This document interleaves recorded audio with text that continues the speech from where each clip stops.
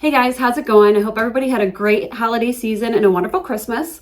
I know that my family and I did. It was great to spend some time together. So I decided to do this video on a fairly new product. I think to our area, it's definitely not a new product. I think it's just a new paint medium that I haven't seen too many people use. So I decided to become a wholesaler and bring it to our community so people could get a different type of medium to use on their furniture pieces or decor pieces, whatever piece that they're painting. And that is the Sweet Pickins Milk Paint. And that's right here. Very, very neat medium. Definitely different than chalk paint or anything like that, or your all-in-one paints.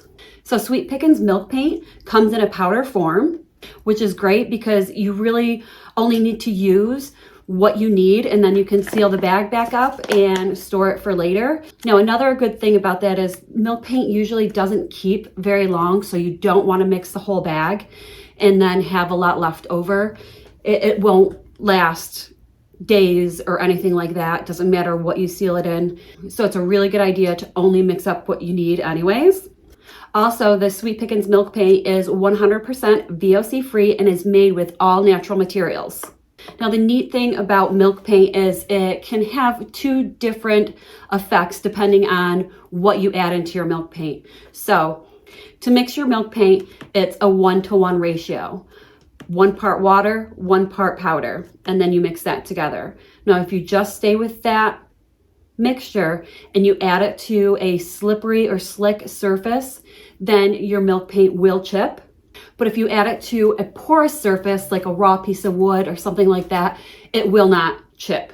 Now, if you want to ensure that your piece is not going to chip, so you're not sure if your piece is too slick, or if you're not sure if it's really porous, but you do not want chipping, what you can do is add the Extra Bond to your milk paint mixture.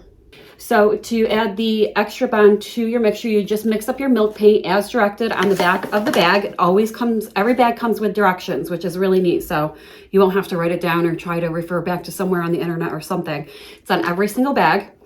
So you mix your milk paint as directed. It should be at least 2 parts milk paint. So 2 parts water, 2 part milk paint. So you get your 2 parts of milk paint and then 1 part of your Extra Bond. So that's another way you can ensure that your paint is going to have no chipping or at least less chipping. So you want to keep in mind with milk paint that it does have a mind of its own. And I think that's one of the fun parts of using milk paint, is that you just never know exactly how your piece is going to turn out. You just have an idea, but it's really fun.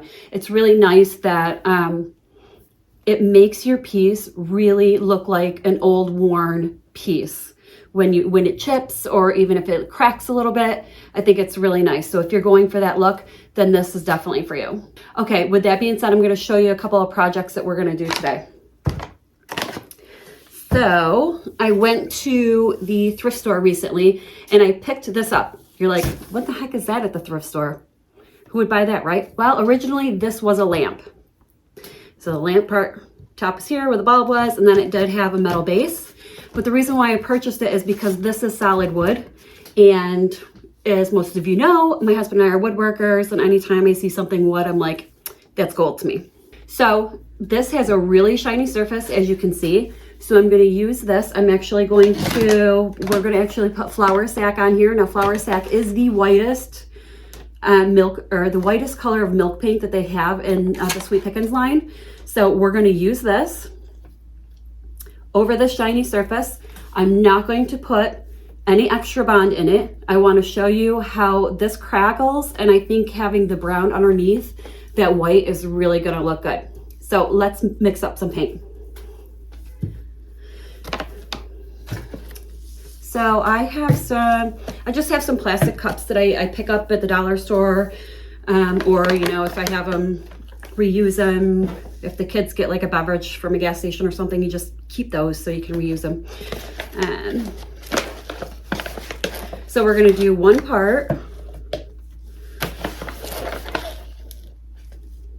part milk paint. You can see it's powder form, really neat.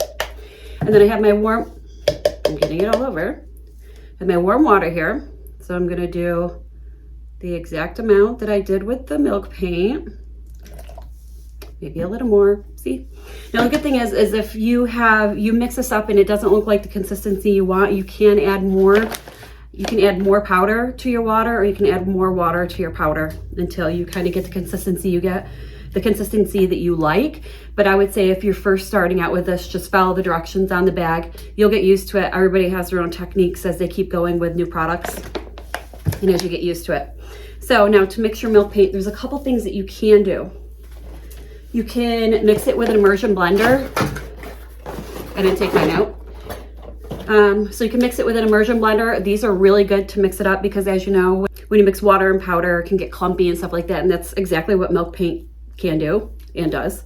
So immersion blender works really well. I'm not going to use it today, but I'm going to tell you, if you do use an immersion blender, as soon as you're done mixing your paint, take off your pieces to your blender and wash them immediately. Milk paint is pretty tough and it can gum up your equipment if you don't wash it off immediately and then it dries on there. You don't want that. Even though these immersion blenders are pretty cheap, you don't want to go and buy like a million of them. Or you can use just a regular whisk. So this, I just went and bought at the dollar store, and you can whisk your milk paint, or you can use a fork. I'm just going to use a fork today. And we're just going to keep on really mixing that paint until we get rid of all the clumps and it looks pretty incorporated into the water. Now, once you're done mixing your milk paint, you do want to let it sit for a little while, up to 10 minutes. And once it's done, you want it to look like a melted milkshake consistency. So I'm going to keep mixing this, try to get out as many lumps as possible, and then we're just going to let it sit for a couple minutes, and then we'll be back to start painting. Okay, so our milk paint has sat for a little while and we're ready to paint. But before I get too ahead of myself, I also wanted to let you guys know that I am going to be painting a raw piece of wood, so a very porous object, and I'm going to be painting it in this really cute color. It's called Tickled Pink.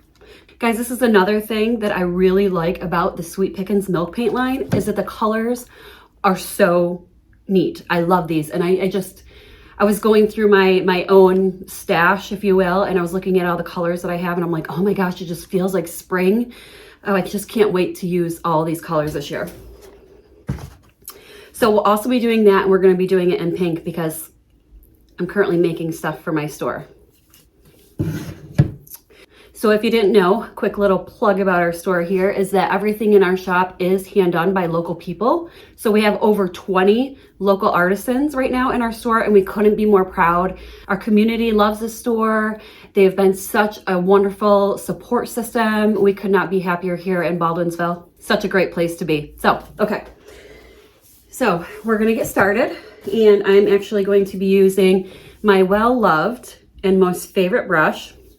This is the Dixie Belle Mini. This is my favorite brush. This one's probably about 6-7 months old, and it's still looking pretty good. It's gone through a lot of paint and projects, and it's still working pretty well. So my favorite brush. If you want one, let me know or stop in.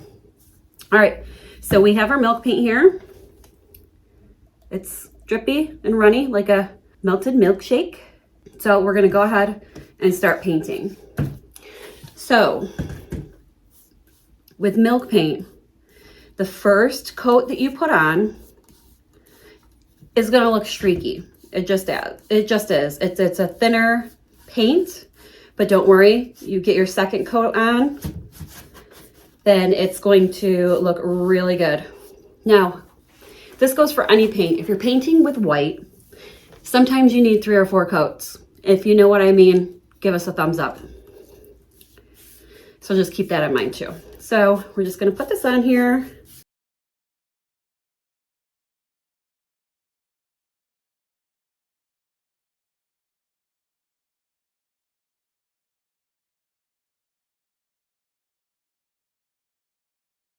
So as you can see, this goes really quickly, especially with a small project, which is completely fine.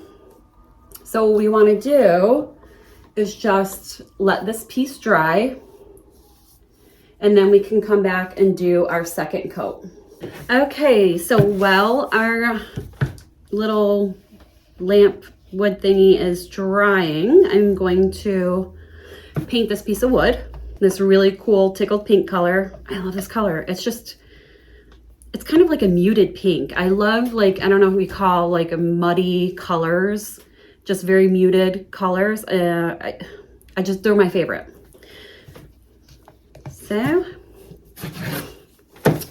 same technique. I didn't put any extra bond in this.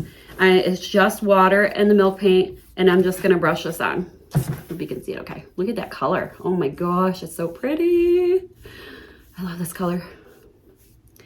And another thing that's really cool about milk paint is if you add more water than milk paint, you can use this just like a stain. I've done it in my shop. I have an earring holder that I did where you can still, it was just raw wood. I built the earring holder with just raw wood. I painted it with this color, and I used a really watered down milk paint. You can still see the wood grain through the pink.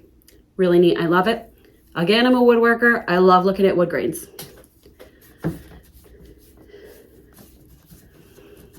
All right. You can see that with a porous piece, that coverage is amazing. It's just soaking right up into that wood. It's water-based paint, porous objects, porous pieces. It's gonna suck it right in. Brush that nice and smooth, and we'll wait for that one to dry. So also with your milk paint, your brushes, just like I said with the immersion blender, do not leave your brushes out. Clean them as soon as you're done. Do not do the method of putting your paint saturated brush into a baggie and put it into the refrigerator. Don't do that with milk paint. Don't do it. It is an extremely durable product, so you might kiss your brushes goodbye. You don't want to do that. Brushes are a big investment. There is some cleaning products on the market for brushes specifically. You can try to use those, but just like with any brush, best practice, clean your brush when you're done. We'll be back in a second when these babies need a second coat.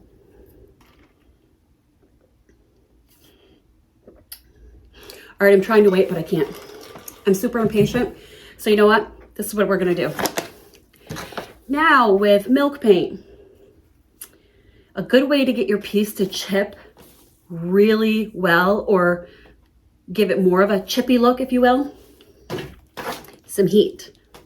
Now, this is my $10 blow dryer from Walmart. I use this to make the drying time on my pieces go much faster. The majority of the paint I use is water-based, so this baby comes in handy. Now, what you can also do is use a heat gun. So like I said, introducing heat to your milk paint can make it chip a lot more. So if you don't want that look and you just want it to naturally chip on its own, just leave it, let it dry, and then do your second coat. But we're gonna dry it right now. All right, let's get closer.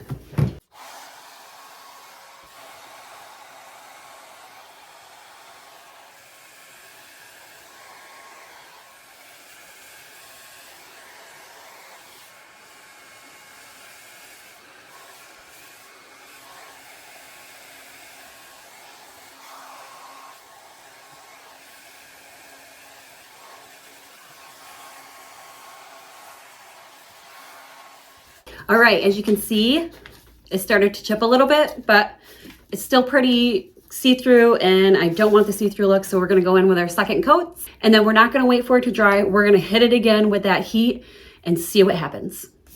Also, another cool thing with milk paint or any of your other water-based paints is that if you want to have like a distressed look and use sandpaper, a lot of people use sandpaper with a lot of your water-based products, you can just do what is called a wet distress. So a wet paper towel, or if you want to use 100% cotton, shop rag, you can do that, wet it, and then just wipe it along the spots that you want to distress, and that works as well.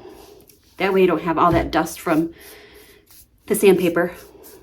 Now, if you've had your milk paint sitting for a little bit, it's getting really thick, because milk paint will thick. The the longer you let it sit out in the open. You can add a little bit of water in there, stir it up, and then use it.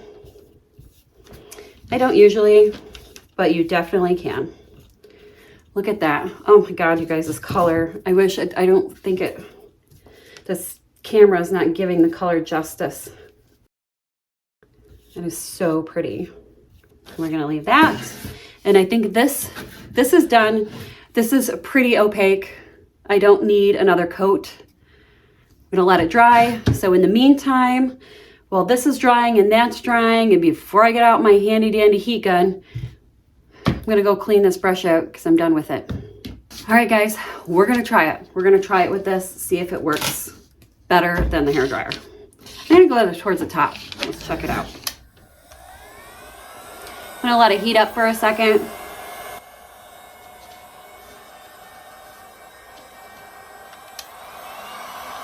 Oh yeah, look at that. Woo.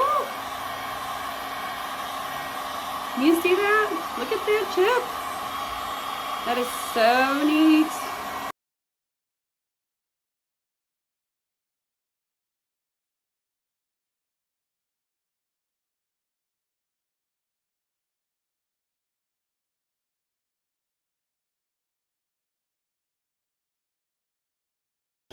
Okay, so that was pretty cool. Really chippy, but I'm gonna try to see if I can hit it again with some more paint, only because it's not as opaque as I want it. So let's see what happens.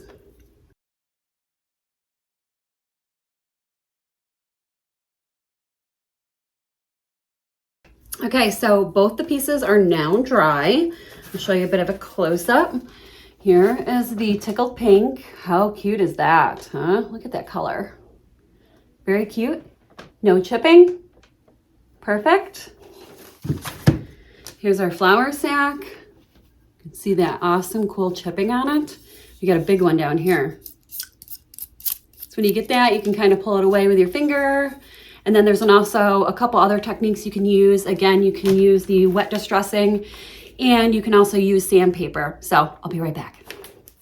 Okay, so I got a couple different items here. Like I said, we can wet distress. So I have a damp cloth here, and I have 120 sandpaper. That's because what I have at the shop. You can go with like a 220, higher than that. Doesn't need to be anything really coarse. This is probably a little bit too coarse for this, but we'll see. Okay, so as you can see, when I sand that, you can see the flakes just coming right off. Gives it an awesome distressed, very chippy look with almost zero effort, guys. Like I'm not even hardly touching this, and it's just flaking off. All right, here's the wet distress. This gives you a little bit more control, I think, than the sandpaper, but you can see how that wet distress, oh, look at that. I think it's gonna look so good once we get done with this. I know you all were scared.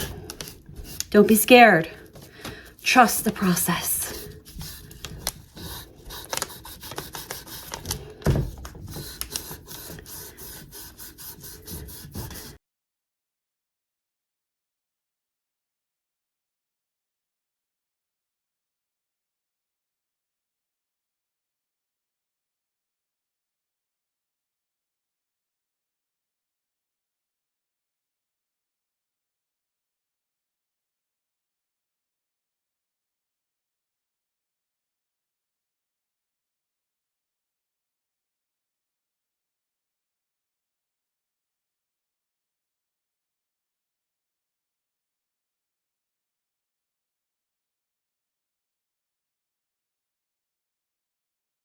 You guys, check out the difference between these two pieces. I mean, come on, we use the same product. We use the same measurements, 2 scoops of the milk paint to 2 scoops of water, right? Our 1-to-1 ratio. Porous piece of wood, no cracking, no chipping. Slick piece of wood, major chippage here. Look at that. I think it is so stinking neat. And that's just with wet distressing, I would say. If I was doing a piece with milk paint, my favorite thing to do is to wet distress rather than using sandpaper. If you have a big piece of furniture, you can use your orbital sander on it to help it chip and distress, but I think this is really cool. So now with milk paint, it will continue to chip if you don't seal it, okay? So there's a couple different things that you can use to seal it. Now this is just a couple things you can use. This is a top coat, so it's a flat matte finish. All you have to do is pour a little bit out on a paper plate or a little Dixie cup of some sort and paint it on your piece and let it dry. Or you can use beeswax. So it's just like a wax. You get your wax brush out. This is the Belle brush from Dixie Belle. This is my wax brush. Anyways, this is a Sweet Pickins beeswax, all natural, smells super good. You can actually, if you have any like charcuterie boards or anything like that in your house, you can use this stuff on it. Man, it's good. Also, speaking of which, Sweet Pickins milk paint is food safe if you don't put extra bond in it or like this top coat. You gotta natural top coat things.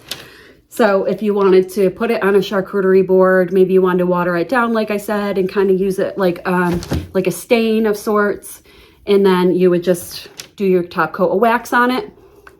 Food safe. Another really cool thing. But you can't put anything in it. You can't put the extra bond in it. No. Then it's not food safe. But anyways, all right. So I'm going to get this really good on my brush. Just swirl it around. Boop. And then I'm going to swirl it on my piece.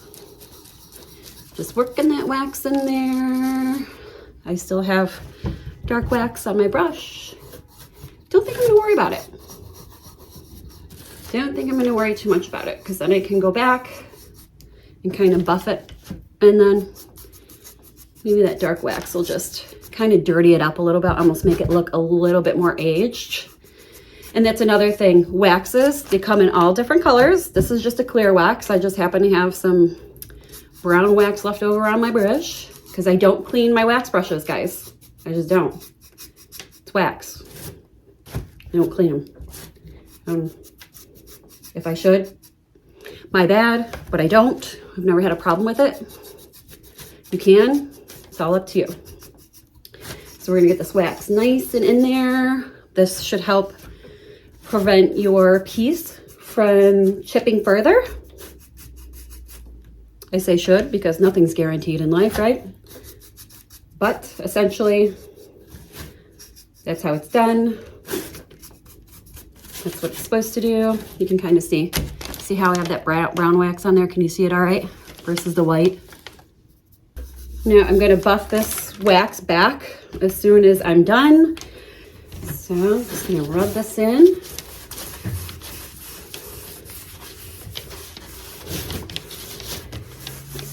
can feel that. You can feel that wax on top of that paint. It definitely has a different feeling to it. Looks nice. Okay.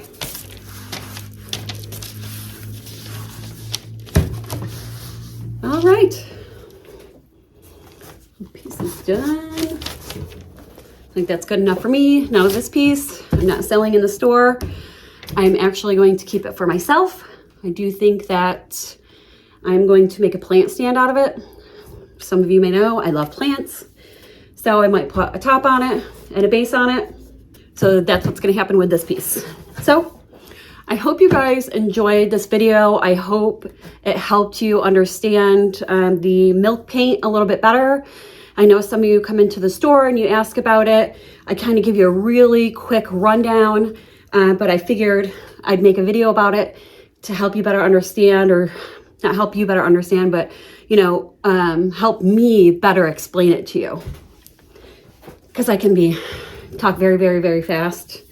So I apologize for that if that ever happened to you. But I hope you enjoyed. If you have any questions, leave them in the comments below. If you'd like to purchase any of these products that were in this video, I will have a link down below to our website. If you'd like to see these products in person, feel free to stop in our shop, and I'll also add the address in the description below. And again, you guys, I hope you enjoyed this video. If you did, give us a thumbs up. If you have any other ideas or anything that you'd like to see, maybe we sell a product that you'd like to see in action, let us know. We'll do our best to put a video together. Going forward, we hope to do more videos like this.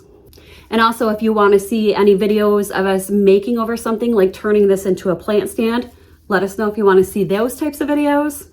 But we also do want to let you know that 2020, future Nicole here, 2022 will be a big year for us. We have many things personally and with our business that will be happening very soon, and we'll definitely get on and let you guys know what's coming up. We're very excited about it, and we are definitely going to take you along on the journey with us. So until next time, guys, take care of yourself and each other. Bye. Un momento, por favor.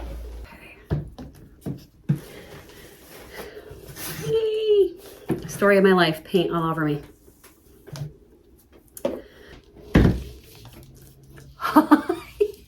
Don't do that. See if I can pull you in closer. Huh?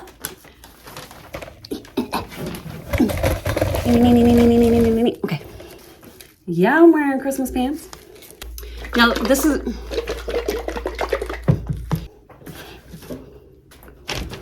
It smells good. It's lemony. I like citrus. Okay. So, but anyway, so, man, it smells good. Maybe like, it smells good. I could put it on my skin. It's al natural. Oh, it doesn't say the scent. No, it does. Not too bad. And then we're just going to, people be walking by my shop looking at me talking to myself. They're probably like, all right, now my hands smell good. Get some wax on your hand. Just rub it in. It's all natural. It's good for you during the winter.